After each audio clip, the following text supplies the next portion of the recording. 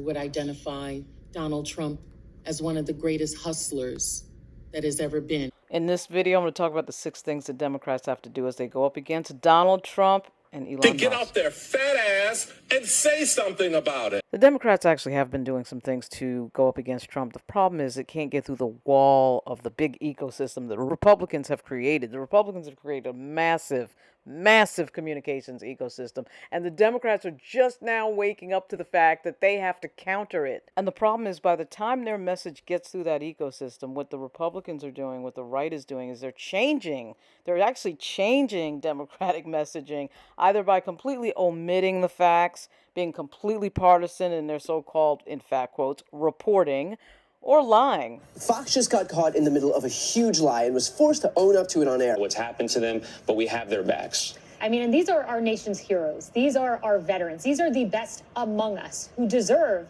a helping hand. They put their lives on the line, and now they're getting kicked out of hotel rooms. Well, a little update on a story we brought you this week about homeless vets being displaced from hotels so that illegals could move in. Turns out the group behind the claim made it up. The Democrats have to fix this media ecosystem problem in a huge, big way. The second thing the Democrats have to do is quicker, faster, shorter. We live in a media environment, as everybody knows, that's built on very fast communications. I mean, I can remember when USA Today first came out, people thought that was too short. Now we're in the TikTok world of every 8 seconds you have to have some sort of edit, some sort of change. The Democrats have to get real about this, and their messaging is too slow, it's too traditional. They're still basing things on press releases. It's got to be quicker, it's got to be rapid response, it's got to be short communication, it has to be punchy, a little bit humorous, a little bit glib sometimes. And yes, it's got to pack a punch in being shorter as well. And of course, number 2 is related to number 3. You need members who can react to the fast pace of the communications age that we live in. And the Democrats actually have those members in their caucus in Congress and have a few who are governors, and yet somehow are not using those people, particularly the people who have millions of people on their social media accounts. This makes absolutely no sense, none whatsoever. And this is not an attack on these older members, but you could have the older members and the younger members together. And like I said, if you created positions, you know, in the House, they created these positions like the one for Jim Clyburn. Okay, if you can create that, then you can create a communications position for Jasmine Crockett or AOC or Max Frost. And instead what happened, what the Dems did was they didn't choose Jasmine Crockett or AOC for positions that would have put them at the forefront of communications for the party.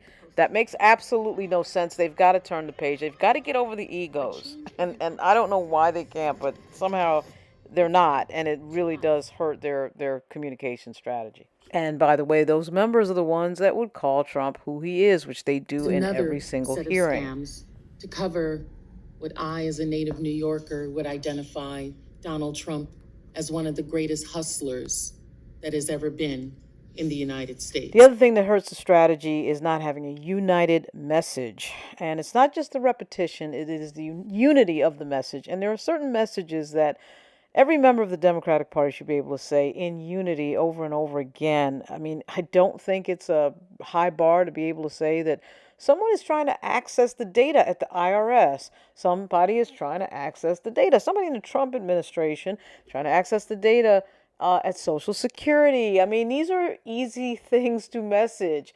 Firing guys that are responsible with regard to our nuclear devices, and that was a big screw up. And then, of course, the Trump administration had to undo that. Pick something that every Democrat can say. We're all here to protect Social Security. You say it at the same time, you say it over and over again. Finally, number 6, define Trump as who he is. He is a twice impeached, convicted felon. The entire party should be referring to him as Don the Con over and over again. They should never be referring to any other name. You know, Trump does all this stuff really well. Sleepy Joe, this, that. It works. It actually works. And the Democrats need to get their act together. I can't believe they have 2 leaders from New York. You got Madison Avenue sitting in their face, and they can't figure out how to message who Trump is. This guy that's been in their face this entire time, like Schumer grew up with Donald Trump. Give me a break in terms of seeing this person. You know what his deal is, what his talents are with regard to messaging. And by this time, you should know how to defeat him. And again, saying who he is, saying what he is over and over again should not be difficult. With some unity behind it, should not be difficult.